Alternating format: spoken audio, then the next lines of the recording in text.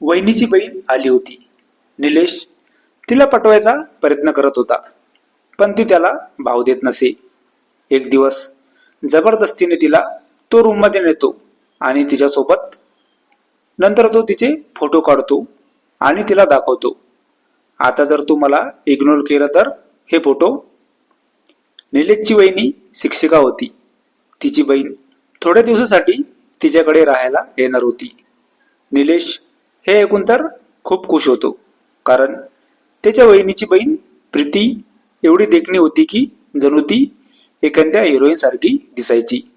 निलेश तर वहिनीच्या बहिणीला खूप पसंत करायचा. आता निलेशच्या वहिनीची बहीण प्रीती येते.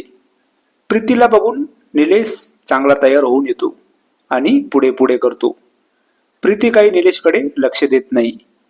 ती आता फक्त तिच्या बहिणीला बोलत असते. निलेश खिडकीतून आता प्रीतीला बघत असतो. तो तर तिच्यावर पूर्णपणे, पण प्रीती तर त्याच्याकडे बघत सुद्धा नाही. रोज पण निलेश प्रीतीला बोलायचा प्रयत्न करत होता, पण प्रीती काही त्याला भाव देत नव्हती. निलेश आता रागाने प्रीतीचा हात धरतो आणि तिला त्याच्या रूम मध्ये नेतो. प्रीती निलेशला बोलते, हे काय जबरदस्ती तुझी, मी ओरडे जोरात. निलेश तिला असं काही वेगळ्या पद्धतीने पकडतो आणि फोटो काढतो. नंतर तिला बाहेर सोडून येतो. तिला फोटो दाखवतो आणि सांगतो, हे बघ, आता तू जर मला नकार दिला तर मी हे आपले फोटो दाखवेल सर्वांना.